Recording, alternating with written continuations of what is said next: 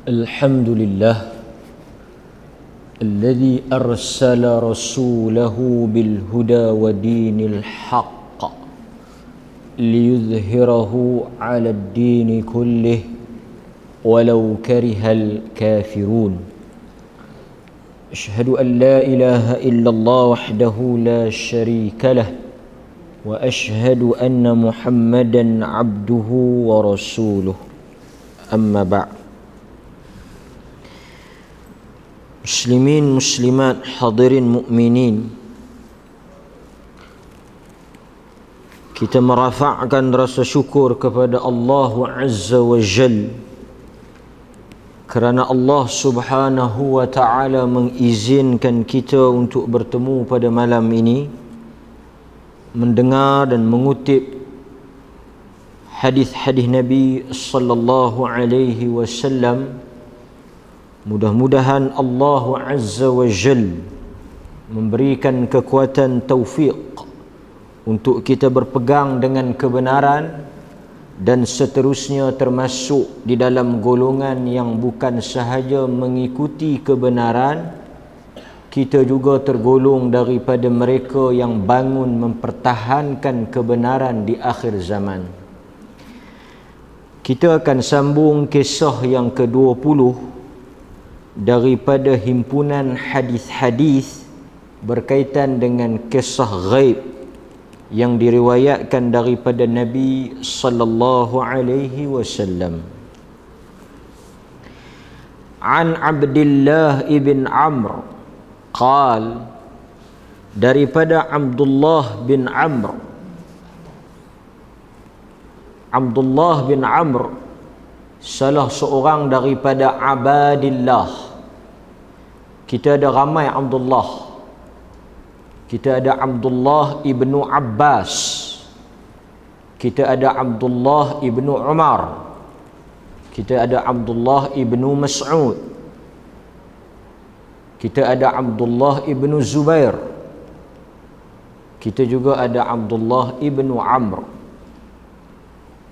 Dan kesemua abadillah, Abdullah ini merupakan di antara perawi ataupun sahabat yang banyak meriwayatkan hadis daripada Nabi sallallahu alaihi wasallam. Abdullah ibnu Umar terkenal dengan fiqh yang ketat, fiqh yang bukan sempit, tetapi Abdullah bin Umar ni sahabat dia, sahabat Nabi lah. Dia terkenal sebagai sahabat yang fatwa dia agak keras. Abdullah ibnu Umar. Dia berbeza pula dengan Abdullah ibnu Abbas, pun sahabat Nabi, bahkan ada kaitan hubungan darah dengan Nabi. Dia pula terkenal sebagai orang yang fiqh mudah. Fiqh dia satu fiqh, maknanya fatwa dia, pendapat dia menghala cenderung kepada fatwa mudah, fatwa yang sebagi senang.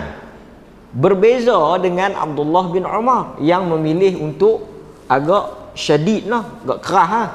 Mana kalau orang pergi tanya dekat Abdullah bin Umar, jawapan dia tu, fiqh dia, hukum fatwa dia tu ketat lah. Kau pergi tanya ke Abdullah ibn Abbas, dia lebih memudahkan, lebih menyenangkan. Di antara kedua-duanya ada Abdullah ibn Mas'ud yang menggabungkan di antara kerasnya Ibnu Umar, Abdullah ibnu Umar, dengan mudahnya Abdullah ibnu Abbas. Demikian juga manusia, sifat dia macam itulah. Kadang-kadang kita tanya dengan satu orang ustaz, dia bagi fatwa agak ketat. Dia punya pegangan dia, pandangan dia, ijtihad dia ataupun pilihan dia tu keras lah, ketat lah, kan? Mungkin kita tanya satu dua orang ustaz lain, mungkin dia cenderung kepada pandangan yang lebih mudah ataupun lebih senang. Dan mungkin ada orang yang senang sangat pun tak, mudah sangat pun tak. Apa maksud saya? Yang saya cuba nak sampaikan, selama mana fatwa itu tak kiralah dia itu ketat ke, kerah ke, mudah ke, tetapi masih lagi dalam ruang lingkup dalil. Artinya fatwa dia, pandangan dia, ijtihad dia ada dalil, ada nas, maka tak salah lah. Tak salah. Contoh, mungkin ada orang dia pegang fatwa seperti wanita yang menyusu atau mengandung mesti ganti balik puasa, mesti ganti. Maknanya bila dia tak menyusu, dia tak mengandung, dia kena qada. Kalau kita tengok fatwa atau pandangan Ibnu Abbas, dia kata tidak ada ganti, bayar fidyah. Ibnu Abbas kata tidak ada ganti bagi orang yang menyusu dan mengandung. Artinya bila dia tak menyusu, dia tak mengandung, dia bayar fidyah. Dia mengambil firman Allah, wa 'alal ladzina yutiqunahu fidyatun ta'amu miskin, dan bagi mereka yang tidak mampu beri fidyah, bayar fidyah. Artinya tidak perlu ganti. Kita akan tengok bab fidyah. Saya bagi contoh pasal kita sebut bab ni kan. Kita akan tengok ada pandangan yang kata ganti saja, ada pandangan yang akan kata fidyah saja, ada pandangan yang akan gabung fidyah dan ganti. Bagi mereka yang nak memilih sama ada dia nak ganti saja ke, atau dia nak bayar fidyah saja ke, atau dia nak bayar fidyah ataupun dia ganti sekali, tak ada masalah, selama mana dia faham bahawa kesemua pandangan itu ada hujah dan ada dalil kan. Jadi mungkin kadang-kadang jawapan yang kita dapat tu kerah kan, sebab dia tengok keadaan dalilnya macam tu kan. Benda ni bukan baru lah, di kalangan sahabat memang ada style masing-masing, ada kecenderungan masing-masing. Ada kecenderungan hala bagi mudah, Ibn Abbas, fiqh Ibn Abbas. Ada hala kecenderungan agak keras. Lepas itu bila orang tanya Ibnu Umar, wanita yang mandi wajib ni kena buang tak dia punya sanggul? Kena buang, kena rongkai, tidak tak sah. Oh, dia keras kan. Walha di sana ada pandangan kata tak perlu, wanita boleh mandi dengan sanggul tu kan. Jadi tidak ada masalah dalam bab ini selama mana kita faham bahawa kesemua pandangan ini ada dalil lah. Cuma kalau pandangan tu berat atau ketat, tak ada dalil, tak boleh ya. Kalau dia mudah sekalipun tak ada dalil pun tak boleh ya. Ini antara situasi lah. Bila tuan-tuan bertanya, jangan pelik lah. Ada yang kata boleh, ada yang kata tak boleh, ada yang kata kena, ada yang kata tak kena kan. Ini terpulang. Yang pentingnya tuan-tuan faham apakah hujah yang diberikan. Kata Abdullah ibn Amr, qala Rasulullah sallallahu alaihi wasallam, yakhrujud dajjal fi ummati fayamkuthu arba'in la adri arba'ina yawman aw arba'ina syahra aw arba'ina amman. Kata Nabi dalam hadis ni, Abdullah ibn Amr meriwayatkan, Nabi sebut yakhruju ad-dajjal. Kita dah biasa bahas tentang dajjal. Nabi kata akan muncul, akan keluar dajjal. Apa makna dajjal? Dajjal artinya pembohong. Dajjalun, kadzabun, Nabi kata akan muncul di akhir zaman daripada kalangan umat aku dajjalun, kadzabun, dajjal. Maknanya dajjal ni bukan satu lah, dajjal ni banyak. Tapi dajjal yang disebut dalam hadis ni, yang juga digunakan perkataan al-masih ad-dajjal, adalah dajjal yang sekok tu lah, yang besar tu, yang min asyratis sa'ah al-kubra tu, tanda kiamat yang besar tu kan, yang ni lah. Tapi sebelum munculnya Dajjal ini akan ada Dajajilah. Akan ada DJ yang keluar dulu. Iaitu siapa dia? Mereka yang membawa hadis atau menyebarkan hadis palsu. Sebab tu kalau tuan-tuan mengaji dalam ilmu hadis, dalam ilmu jarh wa ta'dil, dalam ilmu nak memeriksa periwayat hadis, selalu kita akan dengar perkataan misalnya Fulan bin Fulan. Dia ni macam mana? Akan adalah istilah-istilah dia. Antara istilahnya Dajjal. Fulan bin Fulan Dajjal. Kalau kita terjemah Fulan bin Fulan, dia ni DJ. Artinya apa? Pembohong. Jadi hadis dia tak boleh pakai. Bila ada nama dia dalam hadis tu, palsu. Itu dia panggil jarh wa ta'dil tu kan, yang tuan-tuan duk mungkin kadang-kadang duk dengar kan. Ada yang mengaji ni mungkin biasa kan. Dajjal kan. Okey, ataupun kadzab, ataupun muttaham bil kadzib, dituduh berbohong.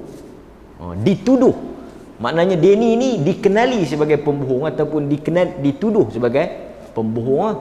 Makna tak boleh pakai, dia ni tak boleh pakai. Okey. Tetapi Dajjal tu daripada kalangan manusia. Yang Dajjal ni pun daripada kalangan manusia, tapi yang ni Dajjal yang akan menjadi fitnah di akhir zaman. Kan? Pasal itu kita jangan duduk pitenyih orang tak ketahui hala Dajjal ni, kan? Dajjal ni duduk di mulut DJ ni. Perkataan tak elok. Nabi kata laisal mu'min bit-ta'an wala la'an wala fahish. Nabi kata orang beriman itu bukan kaki laknat. Laisa bil la'an. Dia bukan kaki laknat. Wala ta'an, bukan kaki maki orang. Orang Islam tu bukan kaki maki atau kaki laknat orang, kan? Wala fahish, dan dia juga bukan orang yang cakap kotor. Kan? Pasal itu kita orang yang main masjid ni kena jaga sikitlah, kan? Kita kena lapik sikitlah. Melawak lebih kurang tak apalah, kan? Tapi kita lebih nak haram jadoh kan. Tak seronok kan? Ini bukan mulut orang beriman, kan? Sikit-sikit pelak apa. Kadang-kadang perkataan ni tak elok. Tak elok. Apatah lagi kalau kita kata sesama orang Islam, kan? Habis sangat tuan-tuan, geram. Habis geram. Buh lah pinggan, mangkuk. Kira okey lah, kan? Pinggan, mangkuk. Ang ni mangkuk. Okey lagi ya. Kan? Kira boleh pakai lagi lah mangkuk, kan? Boleh tak gulai apa semua, kan? So kita kena pedor. Kena pedor. Mulut ni kita kena jaga. Kena jaga. Jangan sedap kata orang bodoh apa semua, kan? Jangan, tak mau. Kan? Kita tak mau ada satu budaya dalam orang Islam ni, sukhriyah dia panggil, iaitu budaya mengejek orang, budaya mempemain orang. Okey. Pasal tu tak boleh lah kita duk pibuh gambar-gambar. Kita tak suka kat orang, kita piduk buh gambar dia, piduk buat dia muka bagi jadi orang perempuan, piduk sebut kata-kata buh gambar dia, piduk buh dia tak kata tapi kita pergi kata. Itu bukan adab orang Islam lah, kan? Okey. Yakhrujuna Dajjal. Kita reverse sikit tentang Dajjal ni. Yang mana Nabi kata fayamkuthu, dia akan duduk, tinggal, mendiami bumi ini arba'in, selama 40. Cuma rawi hadis ni Abdullah ibn Amr, dia tak ingat 40 apa. Sebab tu dalam hadis ni kalau tuan-tuan tengok dalam kitab tuan-tuan, sama ada syahran, dia duduk selama 40 yauman, 40 hari. 40, berapa lama dia duduk? 40 hari.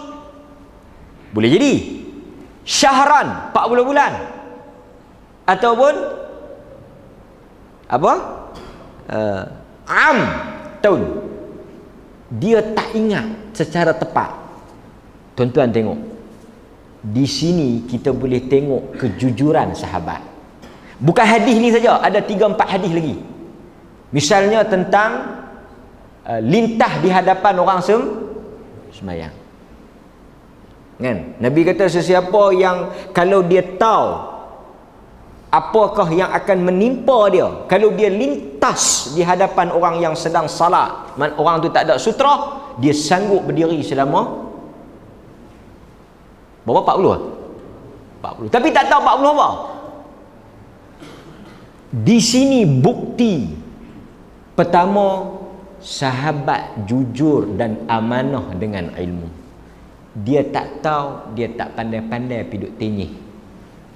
Kalau kita tuan-tuan jatuh maruh kita, apa hang lekeh, tak ingat. Kita kalau dalam situasi tu, dia bukan dengar, kita yang dengar. Kalau kita buh 40 tahun pun bukan dia boleh petikai. Tapi sahabat dia tak pasti, dia tak berani. Kalau dia sebut, tiba-tiba Nabi tak sebut macam tu, walaupun dia tak ada niat untuk nak berdusta atas nama Nabi. Bukan dia bohong, dia cuma tak pasti. Tapi oleh kerana dia nak jaga ketulinan hadis, ketulinan agama, dia tak sebut. Walaupun dalam hadis yang lain orang tekan tanya 40 apa? 40 apa? Dia kata aku tak tahu. Aku tak tahu. Yang aku teringat 40. 40 pun pada, kalau 40 hari pun cukup. Kita kena ada macam tu. Kalau kita tak pasti tuan-tuan, kita jangan sebut. Pasal tu dalam agama ni kita tak boleh menggunakan andaian. Pasal tu bila kita nak jawab tu, kalau kita tak tahu, kita abang tak tahu.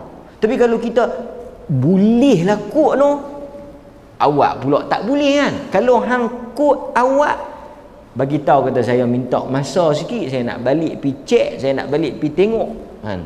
Tak jatuh maruh kita. Tak jatuh maruh kita kan. Pasal tu kita jangan ni lah, jangan malu lah. Sahabat tak malu. Dia kata aku tak tahu, aku lupa, aku tak pasti. Dia panggil syak. Rawi tu syak. Rawi tu 40 tahun ke 40 hari kan. Dalam riwayat ni lah, kita fokus riwayat ni. Okey, pertama kita tengok tentang Dajjal. So tuan-tuan pun memang duk tahu lah pasal Dajjal ni kan. Duk doa sebelum salam, duk kira minta berlindung pada Dajjal ni kan. Dan bila melatah pun tak keluar lain lah, keluar Dajjal ni lah. Punya duk teringat kat dia kan. Saja kita reverse balik kan. Pertama, Dajjal dia bukan cerita baru. Nabi SAW menyebut dalam riwayat yang disebut oleh Al-Bukhari dan Muslim bahawa para rasul, para nabi yang mana Allah utuskan mereka kepada kaum masing-masing, tidak ada seorang pun rasul yang tidak bercakap tentang Dajjal. Walaupun dia hanya akan muncul di akhir zaman, pada zaman Nabi SAW, tetapi nabi-nabi sebelum daripada Nuh telah bercakap, telah mengingatkan tentang kemunculan Dajjal. So ini satu topik yang besar. Setiap para nabi, para rasul akan bercakap dalam dakwah mereka, dalam seruan mereka, topik Dajjal. Tapi zaman tu tak muncul, dan mereka tahu tak muncul sebab Dajjal tanda-tanda kiamat. Dan mereka tahu selagi mana tidak munculnya Nabi SAW, kiamat tidak akan berlaku. Sebab itu Nabi kata, di antara tanda kiamat, diutusnya, dilantiknya aku menjadi rasul tu tanda. Pasal itu Nabi sebutlah hadis yang lain, bu'ithtu ana was-sa'ah, apabila Tuhan lantik aku secara rasmi menjadi rasul, dengan kiamat, tarikh lantikan aku dengan kiamat tu kahatain, sedekat dua jari ni. Pasal itu Quran kata innahum yarawnahu ba'ida wa narahu qariba. Manusia menyangka kiamat itu lambat, tetapi dalam pengetahuan kami dia sangat dekat. Jadi Nabi muncul tu, dilantiknya Nabi tu tanda kiamat. Maknanya sebelum ni Nabi Nuh ke Nabi Ibrahim depa bercakap tentang Dajjal, tetapi depa tahu Dajjal tak muncul di zaman depa, tapi depa bercakap. Kan? Depa bercakap. Kemudian Nabi kata apa? Akan tetapi ada satu maklumat. Ini special. Nabi kata ada satu maklumat yang mana kata Nabi, sa'aqulu lakum fihi qawlan lam yaqulhu nabiyyun liqaumih. Nabi kata nabi-nabi lain bercakap tentang Dajjal, tetapi mereka tidak menyebut tentang satu perkara yang mana hanya aku sahaja yang boleh bagi tahu tentang benda ni, iaitu kata Nabi, annahu a'war, Dajjal buta. Annahu a'war. Nabi kata nabi-nabi yang lain dia tak bagi tahu kaum dia, aku nak bagi tahu hamba. Hanya sahaja aku yang bercakap, iaitu Dajjal buta. Dajjal dalam hadis ni menunjukkan dia buta, dia cacat. Buta sebelah mata dia. Cemeh kita panggil kan. Mata dia buta. Pasal itu bila ada baby keluar main mata buta, kan, mata dia buta, dia berkata Dajjal lah. Pasal itu ada zaman Nabi siapa dia? Ibnu Sayyad. Kalau tuan-tuan baca dalam riwayat Muslim, ada satu tokoh, bukan tokoh lah, satu watak nama Ibnu Sayyad. Dia ni dikatakan Dajjal, dan Nabi pergi tengok dia. Nabi pergi ngendap dia. Dia Yahudi. Dia Yahudi dan mata dia buta. Dan dia berkata dia Dajjal lah, kan. Okey. Dan Nabi kata apa? Nabi kata wa anna Allah laisa bi'awar, dan hendaklah kamu ketahui, Nabi kata Dajjal mata dia buta. Buta sebelah. Buta sebelah. Dan ketahuilah bahawa Tuhan kamu Allah, dia tidak buta. Sebab apa? Sebab di antara dakwaan Dajjal, dia mengaku sebagai Tuhan. Jadi hampa mau kena ingatlah, kalau yang mengaku tu buta, bohong, pasal Tuhan tak buta. Jadi kalau mai siapa-siapa mengaku dia Tuhan, dia mata buta, dia Dajjal. Dia Dajjal lah. Okey. Dan tuan-tuan kena ingat tau, Allah Ta'ala jadikan Dajjal ni buta ni di atas beberapa sebab. Pertama, nak bagi tahu kata dia bohong. Tetapi tuan-tuan, pasal itu kita kata fitnah Dajjal. Dalam keadaan buta tu, terang kata dia tu buta, cacat, dan Nabi kata Tuhan kita tak buta, Tuhan kita tak cacat, punyalah ramai orang ikut dia. Punyalah ramai orang ikut dia. Tanda punya terang, tanda punya jelas, kata dia tu pembohong. Tuhan tak buta, hang buta. Tu pun orang ikut dia. Sehingga Nabi cerita ada satu orang lelaki-lelaki kan, dia mai jumpa Dajjal di hadapan pengikut dia, dan dia inilah orang yang paling besar nilai syahid dia. Dia kata hang ni Dajjal. Dan Dajjal bunuh dia, hidupkan balik. Dajjal bunuh dia, hidupkan balik. Dia kata apa? Lagi aku yakin hang ni Dajjal. Nampak? Tapi tuan-tuan boleh bayang tak? Dalam keadaan orang nampak kata dia tu bohong, dia tu buta, dia tu Dajjal, orang boleh ikut dan orang percaya kata dia Tuhan. Itu fitnah yang dia bawa. Dan sebab apa Tuhan jadikan dia buta? Selain di atas faktor tu, Tuhan nak tunjuk, dan Dajjal ni Allah Ta'ala bagi dia sakan tau. Turunkan hujan, tumbuhkan tumbuhan, hidupkan orang mati, macam-macam dia boleh buat. Dia lalu saja tempat yang subur, mampu kering. Tempat yang kering, subur, dia lalu ya. Tu Tuhan bagi kat dia. Pasal tu kalau kita jumpa tok bomo hok boleh jampi membuih kan. Jadi kita tak heran lah kan. Pasal apa? Lebih pada hang orang boleh buat. Pasal ada satu orang hantar main gambar, dia kata satu orang mati, kita tak mau nak ulah lah, tapi dia kata satu orang mati, gambar apa kubur dia bercahaya sungguh.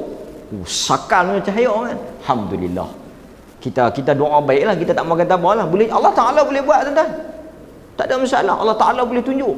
Tetapi kita jangan ada mindset tanah kubur. Esok kita nak sentuh sikit pasal tanah kubur ni. Kuliah subuh kita esok. Serta tanah kubur. Orang kita ni dia suka ni benda-benda terkejut tergempak kan. Lepas tu bila tengok cahaya tu kita doa baik, alhamdulillah, mungkin tanda baik dan sebagainya apa semua kan. Tapi kita nak bagi tahu tak boleh kita lajak lebih pada laju. Pasal dia keluar main statement kata, oh ini confirm syurga. Oh berat lah kan. Banyak juga sahabat yang mati lebih sakan daripada kawan tu. Tak ada riwayat kata kubur dia cahaya terang macam tu kan. Ni benda-benda macam ni kita jangan gairah, laju sangat. Sabar tuan. Sabar. Okey. Tuhan bagi dia jadi buta sebab apa? Kerana Tuhan nak tunjukkan bukti kalau dia ni benar-benar Tuhan. Apa pasal dia tak berobat mata dia? Apa pasal dia tak berobat buang mata dia? Tuan-tuan mau ke cacat? Tuan-tuan mau ke cacat? Pasal tu manusia dia ada keterbatasan. Hebat macam mana pun, pakar macam mana pun, alim macam mana pun, dia ada limit dia.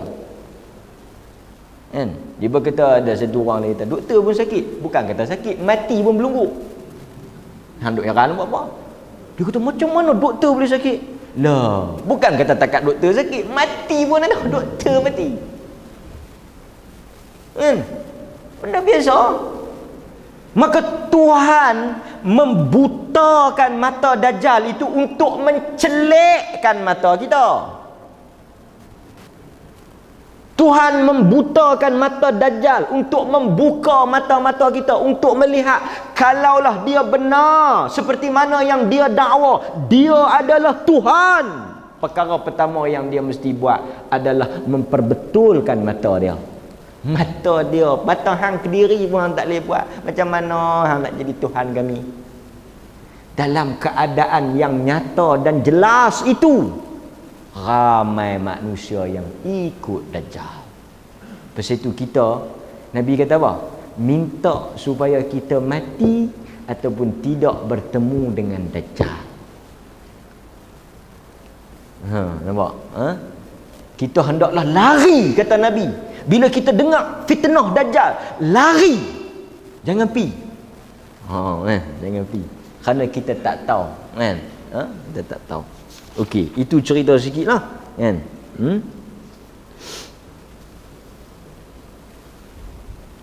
Dan kata Nabi lagi dalam hadis, Nabi sebut apa? Nabi kata ta'allamu annahu lan yara ahadun minkum rabbah azza wa jal hatta yamut. Dalam hadis yang diriwayatkan oleh al-Imam Muslim, Nabi kata bila Dajjal mari, dia mengaku dia Tuhan. Hampa kena tahu kata dia bohong. Sebab manusia tak boleh melihat Tuhan sehinggalah dia mati. Ini satu lagi bukti kata dia pembohong. Bila dia keluar esok, dia akan kata dia Tuhan. Dia tak mengakulah jadi Sultan Melaka. Ni cokianya. Takkan mengaku jadi Sultan Melaka ke, Sultan Sulu ke, ni kok bawah ni. Dia main-main Tuhan terus. Kan? Ayah Pim pun dia tak mengaku Tuhan, wakil Tuhan. Yang ni main mengaku Tuhan. Dia kata aku Tuhan. Yang hampa duk kata Tuhan tu akulah. Ni aku main dah. Tersandak. Nabi kata hampa kena beringat elok-elok. Hampa tak akan tengok Tuhan melainkan hampa mati. Hampa mati ke tak lagi? Tak lagi. Kan makna dia bohong lah. Sebab itu di sisi ahli sunnati wal jamaah, kita tidak dapat melihat Tuhan sama ada melalui sedar ataupun mimpi sehinggalah kita bertemu dengan kematian. Dan di antara nikmat yang paling besar, bila kita masuk dalam syurga, Allah akan singkap dan kita akan melihat wajah Allah. Macam mana kita tengok wajah Allah? Seperti mana kamu melihat bulan dan matahari. Macam mana terangnya bulan dan matahari, macam itulah kamu melihat wajah Allah. Kita akan lihat. Itu iman ahli sunnah. Kemudian kata Ibnu Hajar, apabila Nabi menyebut bahawa tidak ada orang yang akan melihat Tuhan sehinggalah dia mati, kata Ibnu Hajar, hadis ini menjadi dalil bahawa sekiranya Dajjal mengaku dia sebagai Tuhan, maka itu adalah satu pembohongan, kerana manusia tidak mungkin boleh melihat Tuhan dalam keadaan dia masih hidup. Nampak? Okey. Dan sebut pilah dalam hadis Nabi SAW juga menceritakan tentang para pengikut Dajjal. Antaranya yang paling ramai sekali yang akan mengikuti Dajjal, menjadi pengikut dia, mengaku dia sebagai Tuhan, adalah Yahudi daripada Asfahan, yakni di Iran lah. Tuan-tuan kena ingat, di Iran ada Yahudi tau.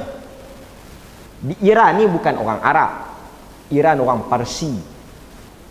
Iran dia bukan tanah Arab, dia Parsi. Dia sebab itu bahasa dia pun bahasa Parsi, kan? Antara imam yang terkenal yang bukan Arab Parsi, siapa dia? Dia bukan Arab, tapi dia terkenal, iaitu Al-Imam Abu Hanifah Nu'man. Nama dia Nu'man, gelaran dia Abu Hanifah. Dia bukan orang Arab. Dia orang mana? Dia orang Parsi. Dia orang Parsi, dia bukan orang Arab. Nampak? Sakanu, kan? Okey. Tapi Iran sekarang ni masalah. Iran sekarang ni masalah. Tapi Nabi kata akan keluar 70,000 Yahudi yang mereka ini bersenjata lengkap, berserban hijau, kan? Dan mereka akan memakai pakaian tayalisah.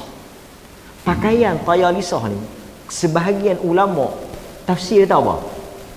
Agak-agak tuan-tuan pakaian macam mana? Jubah ulama Iran. Tuan-tuan bisa tengok? Tuan-tuan bisa tengok tak jubah ulama Iran hak yang ni? Hak tu lah. So depa ni pun memang ada susur galur Dajjal pun, kan? Memang depa pun mai daripada keturunan Yahudi, iaitu Abdullah bin Sabah. Dia ni Yahudi Afrika. Dia yang mengasaskan ajaran Syiah. Satu Syiah dah muncul di Iran. Ni semua cerita panjang lah, kan? Tapi apa yang Nabi sebut itu akan berlaku lah, kan? Okey. Dan Nabi suruh apa? Nabi kata, man sami'a bid-dajjal falya'na an, fa wallahi innar rajul la ya'tihi wa huwa yahsib annahu mu'min fayattabi'uh mimma yub'athu bihi minasy syubuhat. Dalam hadis yang diriwayatkan oleh Abu Dawud, Nabi kata, kalau hampa dengar, katakanlah hampa dengar Dajjal mai, yang Nabi kata yakhrujuna Dajjal, Dajjal keluar, hampa jangan duk pi, hampa lari, hampa jangan duk pi duk buat berani tak ketahuan halau. Sebab Nabi kata la ya'tihi, innar rajul, ada satu laki-laki, la ya'tihi wa huwa yahsib annahu mu'min. Satu orang laki-laki, dia tu menyangka dia beriman, dia berani pi. Dia nak pergi jumpa Dajjal. Pasal itu kita tuan-tuan jangan minta. Pasal itu tuan-tuan, dalam Islam prinsip kita apa? Bukan Dajjal ni, cerita lain. Prinsip kita, jangan minta untuk berhadapan dengan musuh. Dalam arti kata lain, jangan duk ada perangai cari musuh. Jangan duk syok berkelahi dengan orang. Nabi kata la tatamannu liqa'a adu. Hampa jangan duk ada tatamannu, jangan duk ada harapan, jangan duk ada impian nak berjumpa liqa'a adu. Duk pi duk berayan nak pi jumpa musuh. Jangan duk pi duk buat berani. Kalau hampa berani pun hampa tak payah duk tunjuk berani. Tapi Nabi ajar. Kita jangan minta, jangan cari musuh, jangan duk berkelahi, jangan duk letih tuan-tuan berkelahi ni. Ya, tetapi Nabi bagi tahu apa? Kalau hampa bertemu, cari dak. Tapi kalau depa mai, fasbutu. Mundur sama sekali tidak, tetap dan berhadapanlah. Ini prinsip kita. Prinsip kita orang Islam, kita jangan duk cari pasal. Kita jangan duk cari gaduh, jangan duk cari nak berkelahi, jangan duk cari duk bertengkar, jangan duk cari pasal, jangan duk cari penyakit lah. Tapi kalau dia mai, dia mari kat kita, dia cari kita, fasbutu, tetap dan hadapilah. Kan? Tapi yang ni passion jenis hok mengaji silat ni. Tahu mengaji silat. Mengaji silat dia ada peringkat-peringkat kan. Peringkat pertama tak mandi minyak ni, kelima pun tak lagi. Dia baru takat ke kuda. Hak ke kuda ni orang sentuh nak perbetul sah pun dia dah. Orang tempuh tu nak perbetul sah. Dia kira nak buka buah. Ini orang baru mengaji ni kan. Dia kira nak tunjuk silat kan. Kawan tu tak tendang sedang pun satu. Kita jangan. Pasal itu Nabi kata tidak ada orang yang tawadhu illa rafa'ahu Allah, melainkan Allah akan angkat dia. Kan? Kita jangan kan? Jangan. Bukan masalah kita nak tunjuk berani, kita tunjuk hebat, jangan. Ini bukan prinsip ahli sunnah. Fayattabi'uh mimma yub'atsu bihi minasyubuhat. Bila dia pergi jumpa Dajjal, dia pergi nak test Dajjal, akhirnya apa? Dia menjadi pengikut. Fayattabi'uh, akhirnya dia join Dajjal. Pasal apa? Syubuhat. Dia telah terpedaya dengan tipu daya Dajjal. Orang Melayu kata kail sejengkal, jangan. Yang ni hok berjengkal-jengkal pun tak payah. Tak payah. Kan? Pasal apa? Pasal kawan ni akhirnya dia ikut Dajjal. Kita pun minta wa'a'udzu bika, minta lindung daripada fitnah Dajjal. Kan? Okey. Kemudian seterusnya dalam hadis ni kata apa? Fayab'atsu Allahu Isa ibn Maryam ka'annahu Urwatun ibnu Mas'ud fayatlubuhu fayuhlikuh. Rangkap kedua. Mula Nabi kata keluarnya Dajjal, wallahu a'lam, dalam riwayat yang lain 40 hari. Riwayat ni tak clear lah 40 hari, 40 hari. Tapi riwayat lain 40 hari. Maka kata Abdullah bin Amr, Nabi sebut lepas tu, fayab'atsullahu Isa, Allah akan mengutuskan Isa bin Maryam. Isa anak Maryam. Dia tak ada pak. Kan? Dia tak ada pak. So Nabi Isa tak matilah. Sekarang ni orang Kristian panggil Jesus. Dan sampai hari Ahad ni Merry Christmas pun duk kalut lah. Mereka nak pergi sebut Merry Christmas ke tak? Yang orang palih pun kalut pelik pasal apa? Hampa duk jumpa Kristian banyak mana? Kita nak jumpa Hindu sekok pun payah. Pun duk kalut kat bawah ni. Dia kata boleh tak nak ucap? Duk banyak mai tanya ni. Dia kata mufti wilayah kata boleh. Ni orang palih kalau tanya saya kata hang pi cari mai Kristian dulu saya ikut habaq fatwa banyak. Kita duk pi kalut Merry Christmas. Kita nak pi sebut kat siapa? Tu imam. Tak payah duk kalut lah kalau tak ada. Fatwa tu cerita sekiranya andai kata dalam keadaan kita hidup dalam orang Kristian yang mana mereka ni tak ada masalah dengan kita, mereka ni baik dengan kita, muamalah mereka bagus dengan kita, mereka pun jaga kita, tiba-tiba mai hari raya mereka ada sedikit macam apa keperluan untuk kita ucap. Dia kata dalam keadaan itu diharuskanlah, kerana apa? Haram. Illah haram tu kalau kawan tu niat i'tiraf Isa tu anak Tuhan.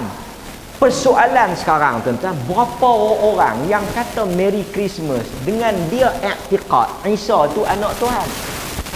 Tentulah sama sekali tidak. Dia tentulah hanya ucapan dia selamat hari raya hang. Dengan niat dia macam tu, maka dia kata bolehlah. Kan? Macam tu saya kata tadi. Siapa yang pegang, oh mana boleh? Lakum dinukum waliyadin. Oh tak apa lah. Tak ada siapa pun pasang hang. Dalam fatwa tu pun dia tak kata maka diwajibkan kita untuk ucap.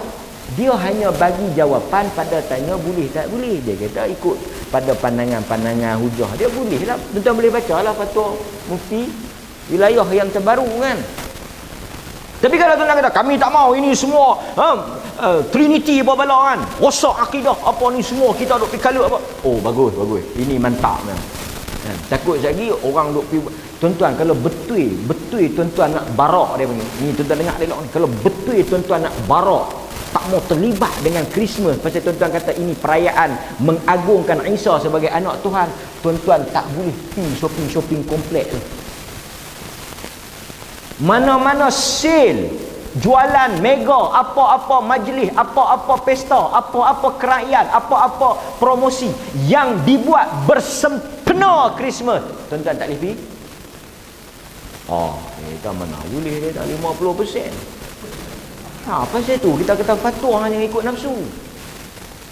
Dia buat promosi, dia hias. Saya pergi Kuala Lumpur baru ni, tidur di 1-2 hotel. Memang depa hias.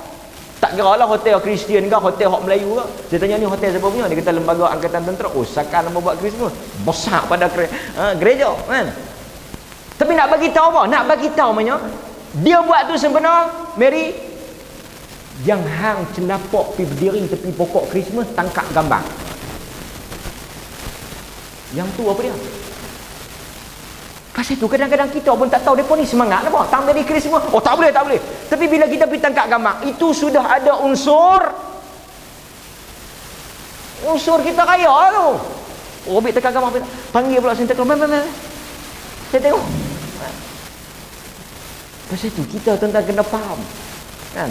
Duduk rumah, jangan pergi mana. Nak tunjuk kata kita tak setuju. Oh ini sakan kan. Pasal tu fatwa ni tentang kena faham lah kan. Okey.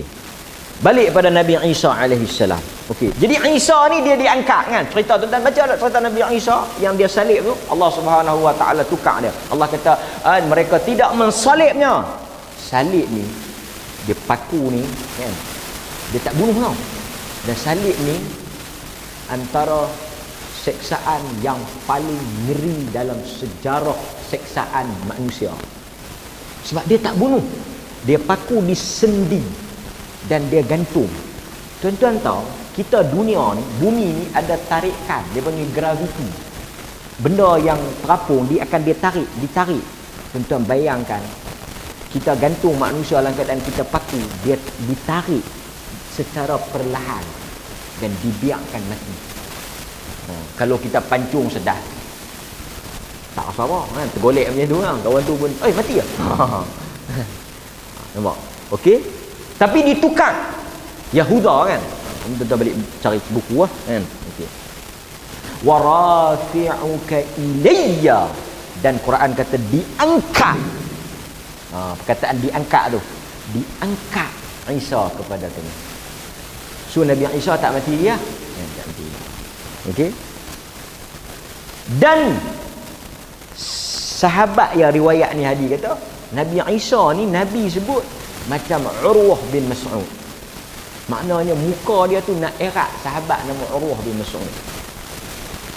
Macam mana muka Urwah bin Mas'ud kita tak tahu lah kan. Tapi muka dia erat-erat macam tu lah. Tuan-tuan tengok satu benda pelik pasal Isa ni. Isa ni dia Kristian. Dia bukan agama yang Kristian lah kan. Orang Kristian lah kan. Nasara lah. Cuma kita pelik, bila kita pergi ke India, Isa hitam. Bila kita pergi ke orang putih Isa, muka nak macam orang putih. Isa ni dia dia orang ni lah kan, apa, belah-belah Timur Tengah ni kan. Dan tuan-tuan, kalau tuan-tuan tahu, pokok Krismas tu, ni serta Krismas lah, dekat Krismas, pokok Krismas tu pun bid'ah, cuma kita tak tahulah hasanah ke dalalah. Sebab dia tak ada di tempat asal Isa. Termasuklah Santa Claus pun semua tu kan, tapi tak apalah, dah agama dia sesat, bid'ah semua tak biar kan. Kita cerita kan. Ya, nanti kita akan cerita lah bagaimana Nabi larang angkat dia. Okey. So Isa ni akan turun. Dia akan turun. Ketika dia turun ni, dia mengikuti ajaran Nabi Muhammad. Artinya syariat dia dah batal. Sebab itu dia bersalat di belakang Imam Mahdi. Imam Mahdi kan, dia jadi makmum. Okey. Dia turun untuk menyelesaikan misi terakhir, iaitu fayatlubuhu, dia pergi cari Dajjal. Dan fayuhlikuhu, dia akan bunuh Dajjal. So Dajjal ni akan hidup sementara turunnya Nabi Isa. Dan Nabi Isa ni dia turun, dia bukan setakat bunuh Dajjal, dia juga akan membunuh babi. Tapi ni kerja Nabi Isa, kita tak payah duduk kalut lah. Ini cerita Nabi Isa, kita tak payah duduk sangkut paut dengan babi lah. Dia akan turun, dia akan bunuh babi, dan dia akan mematah dan menghancurkan salib. Semua salib-salib ni akan dia patah, dia akan rosak, hancurkan. Dan dia akan pergi cari, dia akan bunuh Dajjal. Panjanglah macam mana dia bunuh Dajjal tu kan. Kita cerita sikit. Okey?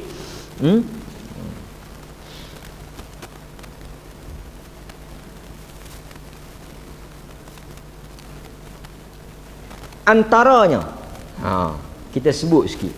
Nabi SAW sebut dalam hadis, wa ra'aitu Isa fa idza huwa rajulun rab'atun ahmar. Nabi kata, aku melihat ra'aitu Isa, aku melihat Isa pada malam Mi'raj. Nabi tengok Nabi Isa. Pasal itu bila Nabi turun, Nabi kata macam Urwah bin Mas'ud, dia ni rab'atun ahmar, orang yang tak tinggi tak rendah, sedang. Ahmar, putih. Putih. Ahmar ni Arab bila dia sebut, macam kita kata Humaira, Ahmar, dia putih tau, asal dia putih. Maka kita kata putih kemerah-merahan, tapi dia putih lah. Bila kita sebut Ahmar ni, dia putih. Kemudian kata Ibnu Hajar, Isa disifatkan oleh Nabi dalam bentuk yang cukup berseri, ya, bersinar, segak kan. Kemudian kata Ibnu Hajar, Nabi sebut dalam hadis, dia muncul itu dalam keadaan seperti orang yang baru keluar daripada bilik steam, bilik wap. Artinya Nabi tengok dia malam tu ada titisan air di rambut dia. Maknanya dia punya segak berseri macam orang baru lepas mandi, ya kan. Itu Isa yang mungkin. Tapi kita akan tengok dalam hadis, Nabi kata apa? Sesiapa yang sempat bertemu dengan Isa, Nabi sebut kat sahabat ni, sampaikan salam aku. Nabi kata kalau hampa umur panjang, Isa mai hampa duk ada lagi, sampaikan salam aku. Sahabat kata, kami cari orang paling muda dalam majlis tu, yang pada anggapan kami dia dah lah kot, pasal dia paling muda. Kami kata kat dia, kalau hang hidup, hang jumpa Isa, hang sampaikan salam Isa. Kita pun boleh juga ambil sunnah ni. Kalaulah kita diberi izin untuk bertemu anak cucu kita, kita pesan lah, sampaikan salam Nabi kepada Isa. Kita bagi laluan pada azan, sehingga kita sambung sikit insya-Allah.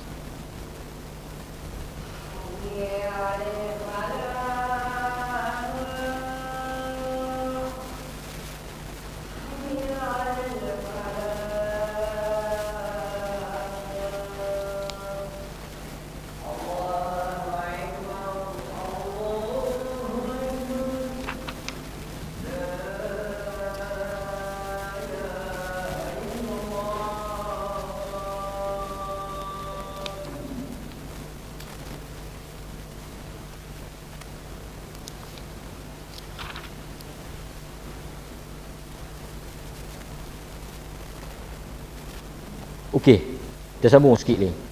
Seterusnya Nabi Isa dia turun daripada mana? Disebut dalam riwayat dia turun di tempat sekarang lah yang duk bergolak tu. Nabi Isa akan muncul dan turun di Syam. Di Syam, iaitu di Dimashq. Orang Melayu sebut Damsyik, Arab sebut Dimashq, orang putih sebut Damascus. Sebab itu Syam sekarang ni bergolak kan. Syam, Suriah, Syria, Urdun, Jordan, Palestin. Ini bumi Syam. Bumi Syam, bumi yang tidak pernah sunyi daripada fitnah. Kita pun tak tahu kan, tak ketahuan hala. Tapi pentingnya tuan-tuan, tidak ada yang mengetahui keadaan sebenar melainkan orang situ. Jadi untuk nak tahu cerita, bertanyalah kepada orang situ. Kan, orang situ, orang Syam, orang Syria, tanya cerita kan.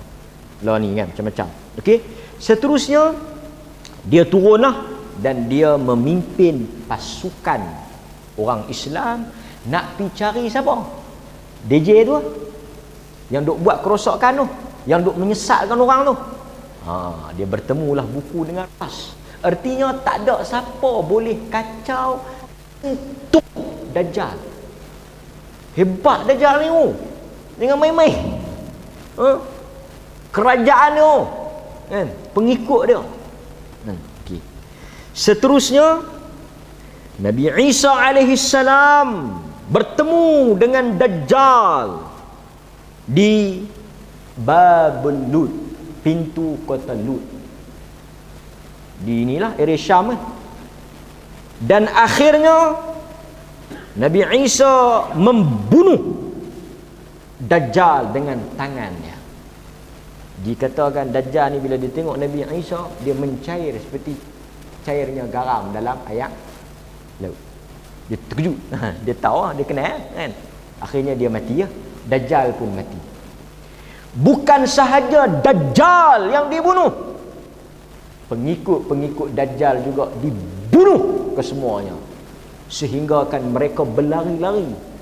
Di mana? Bersembunyi. Dan ketika itu tidak ada tempat yang mereka boleh bersembunyi, melainkan tempat itu akan bercakap. Pokok, batu, apa sahaja yang mana ada Yahudi pengikut Dajjal mai duk sorok takut Nabi Isa bunuh, mereka akan kata di belakang dia Yahudi, mari bunuh. Depa bagi tahu, melainkan kata Nabi syajaratul gharqa. Syajaratul gharqa, pokok gharqa, yang tuan-tuan duk sebut Baqi' al-Gharqa tu. Pokok ni tuan-tuan boleh search dalam internet, ada. Tuan-tuan type Gharqa tree, pergi kat image tu, rendah berduri.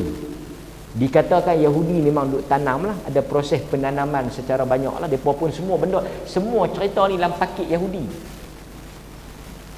Mereka memang tahu dah pasal benda ni disebut dalam Taurat. Cerita Nabi Isa turun bunuh apa semua ni kan. Tapi baru ni terbakar. Mereka punya perancangan, mereka tanam, kata Tuhan hentak main api, habis cerah, bakar habis kan. Sampai mereka, kita dalam, tuan-tuan, saya tak tahulah, tapi dalam kita duk berdoa pada Tuhan, minta Allah Ta'ala selamatkan Palestin, bebaskan Palestin, kita duk fikir kok mana Tuhan nak tolong. Dalam keadaan negara Arab sekok pun tak boleh harap, negara Arab satu pun tak boleh harap. Tuan-tuan tahu tak, kalau tuan-tuan, saya buka ni banyak orang cerdik-cerdik ni, kalau tuan-tuan beli peta dunia, Israel tu dia duduk di Palestin tu kan, keliling kelalang Israel tu semua negara Arab, semua negara Arab. Kok tuan-tuan duk perasan kata sebelah tu Amerika, dah Amerika tempat lain kan. Tuan-tuan duk dengar Amerika duk tolong Israel, Amerika benua Amerika.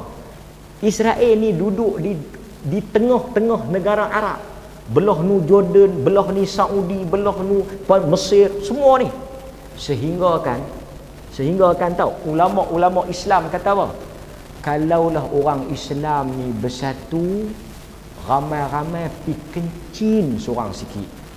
Pi kencin seorang sikit dekat Israel, tenggelam mampu habis. Nak habang kata banyaknya orang Islam. Tapi kita tak pelik. Apa pasal? Dalam hadis dah sebut. Karusa'i sil. Nabi kata dah, di akhir zaman hampa memang ramai, orang Islam memang banyak. Islam agama kedua paling besar selepas Kristian, bilion dia punya penganut dia. Tak kira lah yang sesat ke hak betul ke kan, dia. Tapi Nabi kata seperti buih-buih di laut. Pasal itu walaupun Israel tu duduk di tengah-tengah orang Arab, negara Arab keliling dia, satu pun tak boleh buat apa.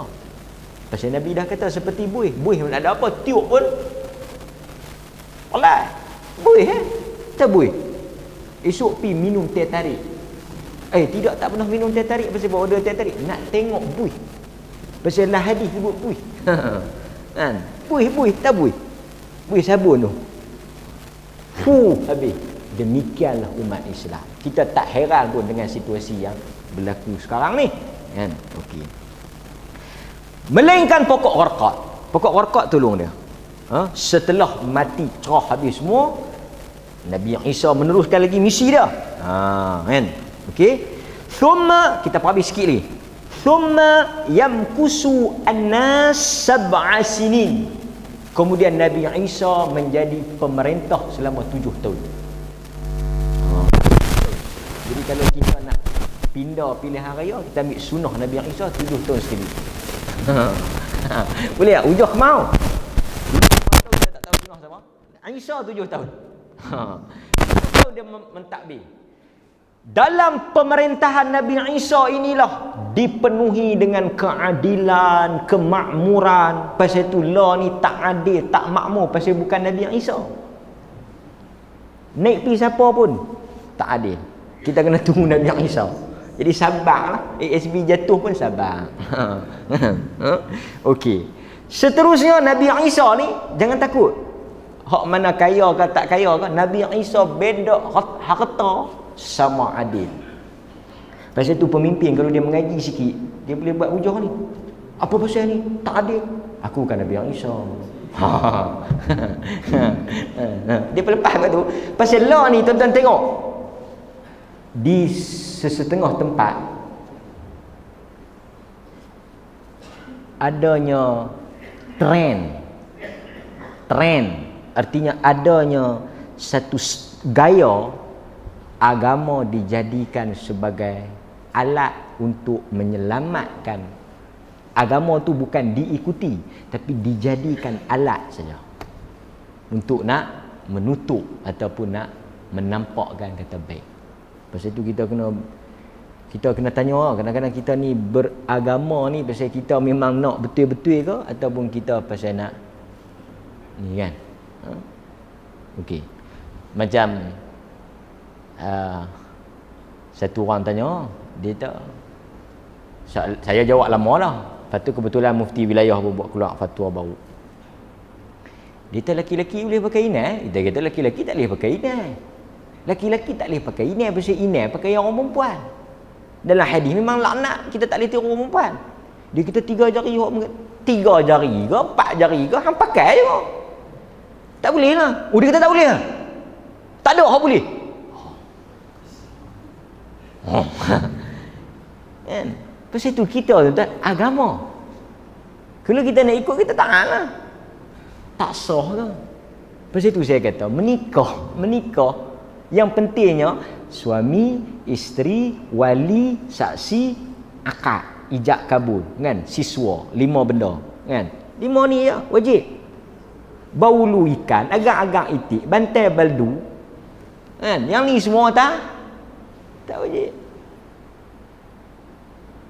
Oh, dia kata tak syur, tak boleh ni. Ya Allah.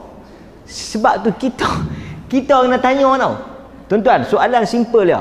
Tuan-tuan duduk tang mana pun, mengaji dengan siapa pun, apa pun latar belakang, tuan-tuan kena tanya, agama nak ikut tuan-tuan ke? Tuan-tuan nak ikut agama? Kalau tuan-tuan nak ikut agama, kalau tak boleh, tak boleh. Tapi kalau tuan-tuan pegang agama ikut tuan-tuan, tak apa, kita pisah bagi boleh. Itu prinsip kita. Kan? Okey. Seterusnya Nabi Isa pun perintah dengan adil, laisa baina itsnaini adawah. Tak ada orang nak berdengki, tak ada orang nak marah, tak ada orang nak berkelahi, semua baik, semua dapat sama adil, semua tak ada nak dengki-dengki, semua bagus ya. Sampai kan ada orang, lah tak tahulah, lah mungkin ada juga, pasal saya dengar kata ada yang pergi tolak BRIM. Okey, orang ni memang hebat, orang ni memang betul iman dia mantap. Kan, dia kata ada orang dapat BRIM, lepas tu dia dah mampu, dia pergi habaq kata saya tak mau dah. Kira kita macam nak pergi jumpa cium kaki tu. Kira hang ni betul-betul hak Nabi habaq. Tidak meminta-minta melainkan perlu kan. Tapi zaman Nabi Isa bila orang bagi, macam zaman Umar Abdul Aziz, dia kata pergi bagi orang lain. Pergi bagi orang lain. Aku dah cukup.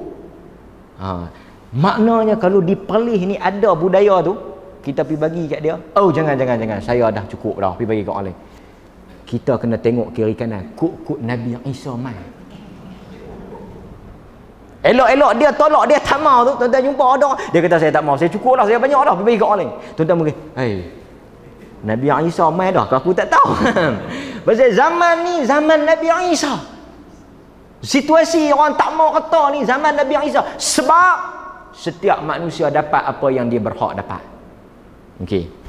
Setelah itu yursilullahu rihan baridatan min qibal sya'mi. Habislah 7 tahun tu, sampailah ajal Nabi Isa. Allah Subhanahu wa taala akan yursilur rih, menghantar angin yang sejuk, lembut, sejuk, angin tu sejuk, lembut, yang mana kata Nabi, fala yabqa ala wajhil ahadun fi qalbihi mithqala dzarrah min khair au iman. Siapa-siapa yang dalam hati dia ada sikit dzarrah, maknanya kalau dia tu sikit ada iman, dia tu orang beriman, ataupun orang yang ada baik sikitnya, tak banyak, sikitnya, dia akan mati. Sebab apa?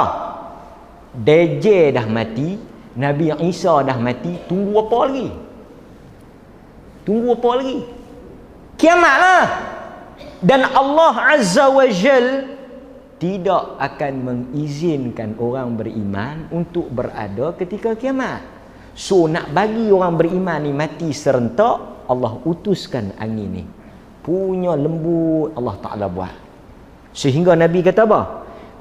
Min khairin illa qabadatu, melainkan qabadat, dia akan pergi, angin tu akan pergi kat kawan tu angin ni tau, cara lain kita mungkin tak boleh bayang, tapi angin ni siapa yang tak seduh? Okey, tak apalah, saya bisa tengok satu video pembunuhan menggunakan gas beracun dalam YouTube ada. So dia letak satu orang di Amerika dia letak satu orang, dia ikat lah kan. Okey. Dan mereka akan lepaskan gas beracun dalam bilik tu. Bilik tu kedap udara lah. So mereka lepas. Cik, kawan ni pun kemah. Tahan nafas lah. Kalau bernafas mati. Tahan. Lepas tu dia punya tak boleh tahan, dia terbatuk. Tuan-tuan, bila kita terbatuk, kita telah menyedut sikit tau. Nampak? Tu dia punya gas tu. Angin tu tau, gas tu. Bila kita terbatuk, dia akan sedut masuk. Bila masuk, dia gas ni tak payah banyak, sikit ni, dia masuk sikit ni, mati kerah kau tu. Awal tadi punya kemah tak mau lama mana dia nak tahan. So Allah Ta'ala kata dia akan hantar main angin tu, hembusan sepoi-sepoi bahasa. Orang beriman tak sedap, kata dia mati. Pasal dia punya slow main angin tu, dia sedut masuk, mati. Termasuk Nabi Isa kan, yang mana kata Nabi, lau anna ahadakum fi kabadil jabal, kalau hampa pergi duduk dalam gua mana-mana lah, pergi duduk taman, abang kata hampa pergi duduk taman mana pun, dia cari sampai jumpa. Bukan lari, makna mungkin kita tak tahu pergi duduk taman mana, angin tu akan pergi. Dan habislah mati semua orang beriman, sebagaimana yang disebut dalam hadis kan, disebut dalam hadis, barulah mai peristiwa yang besar, iaitu kiamat. Nanti kita akan sambung hadis rangkap yang terakhir lah, tapi secara besarnya habislah hadis ni. Sebab dia tak sampai lagi. Bila dah mati orang beriman, apa akan berlaku? Apa akan berlaku, tuan-tuan? Yes. Bila orang beriman semua dah mati, kita dah sebut tadi berlakunya kiamat. Kiamat akan dimulakan dengan wa nufikha fis-sur. Kiamat tidak akan berlaku, artinya tidak akan berlaku gulungan langit digulung, bumi terbang, gunung ganang, wa takunu jibal kal ahnil manfush, seperti mana bulu berterbangan, semua tu gulung ganang, luruh habis bintang-bintang, luruh habis bulan matahari itu bila ditiupnya as-sur. Tapi nak tiup tu, orang beriman semua mati, kemudian dia tiup. Bila dia tiup tu, berlakulah gempa bumi. Dan itu yang kita akan baca ni, siapa orang pertama akan dengar. Tapi kita tak ada perhabis lah malam ni. Bila dia tiup tu, habis lingkup, hancur, semua musnah. Kemudian 40 tahun pula selepas tiupan yang pertama, ditiup pula tiupan yang kedua untuk gerak mangkik balik. Dan orang beriman ketika ditiup tu, macam mana keadaan dia? Seperti orang bangun tidur. Tuan-tuan, tidur lama mana pun duk kata tidur daripada awal kuliah tadi ni. Lepas tu orang gerak, nak mayang isyak lah. Loh, nak mayang isyak aku telak apa daripada Ustaz Innal Hamdalillah tadi, hang bismikallahumma ahya wa amut dah. Tidur ni pasal tu tidur. Nak habaknya Ashabul Kahfi dia tidur 300 tahun. 300 tahun ni bukan tidur mati ya. 300 tahun. Tapi bila depa mangkit, Ada kata sehari, ada kata setengah hari. Artinya tak lebih pada sehari. Artinya tidur lama dalam keadaan tak sedar. Tuan-tuan bayangkan keadaan itulah yang kita lalui di alam kubur jika kita orang beriman. Nikmat. Sebab tu Nabi kata seperti tidur malam pertama. Artinya kita tak ada rasa apa. Tak tahu. Oi, bangun dah. Bangun untuk menghadap Allah. Tapi kalau sebaliknya, wal'iyadzubillah, na'udzubillah min dhalik, kita tak tahu. Duk kira duk tanya tak tiup-tiup lagi ke? Duk tunggu apa lagi ni? Azab tuan-tuan, azab. Azab. Mudah-mudahan Allah Ta'ala rahmat kita insya-Allah kan.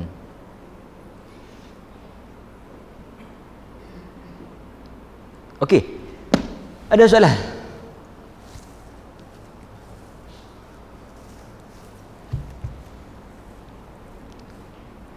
Ada soalan tak? Kau tuan-tuan semua sedih usahakan kita Christmas ni tak boleh pergi mana? Tak, saya bagi tahu ya kalau betul-betul nak jaga kan. Tak payah pergi langsung. Apa-apa perayaan apa-apa kan. Lakum dinukum waliyadin. Bini kata abang jom Aman Central buat promosi tu. Sempena Christmas. Lakum dinukum waliyadin. Akhir dia duk risau rentah 3-4 hati kan. Lakum dinukum waliyadin. Kira ayat ni kira duk pakai bulan ni. Lakum kita pergi nanti tahun baru. Kita jangan duk terlibat ni semua ni kufar. Nabi Isa ada pula duk sambut-sambut Christmas ni. Tu sambutan lah tu. Kan? Jualan sempena, perayaan sempena, sambutan sempena, kan? Apa-apa sempena tu artinya dia meraihkan benda tu. Kan? Okeylah. Depa kata oh ini keras. Tak tahulah keras tak. Adakah waktu yang mana orang Yahudi bersembunyi di belakang pokok Gharqad yang mana pada masa itu semua bercakap kecuali pokok Gharqad? Adakah pada waktu tersebut telah datangnya Dajjal? Tuan-tuan, Dajjal dia mai lah. Kemudian Nabi Isa bunuh dia. Pengikut dia lari bersembunyi daripada Nabi Isa. Ketika itu Allah Subhanahu Wa Taala menjadikan semua benda boleh bercakap. Dan ketika itu orang dah tak pelik dah. Orang dah tak rasa, orang kata heran dah. Pasal apa? Pasal banyak benda pelik dah mereka duk tengok. Hak Dajjal pun tak sanggup macam-macam pelik dah dia buat. 1001 benda pelik. Dan tuan-tuan kena ingat, Nabi Isa selain daripada tugas dia bunuh DJ, tahu dia punya kerja. Kerja dia apa? Memperbetulkan agama Kristian. Pasal itu dia katok salib. Pasal yang tu tak betul. Dan pasal itu dia bunuh babi. Pasal apa? Ajaran asal Kristian tak boleh makan babi. Ulama depa yang ubah kata boleh makan. Depa pakai hak ulama depa tu, hak kitab asal tu depa tak pakai. Asalnya memang tak boleh makan babi. So pasal tu dia bunuh babi. Dia pangkah buang salib pasal nak perbetul, nak kembalikan. Dan orang Kristian yang bertemu dengan Nabi Isa, dia akan beriman dengan ajaran Nabi Muhammad. Pasal selama ni dia duk claim atas nama Nabi Isa. Nabi Isa turun, oi tak. Akhirnya dia beriman lah. Pasal tu manusia masa tu pakat beriman banyak lah. Pasal apa? Pasal dia tahu Nabi Isa turun, tak ada lah. Esok, lusa, kiamat lah. Dan masa tu orang tak cara ke dunia dah. Orang kira nak beribadah. Okey, cukup. Wallahu ta'ala a'lam. Sallallahu ala nabiyyina Muhammad. Assalamualaikum warahmatullahi wabarakatuh.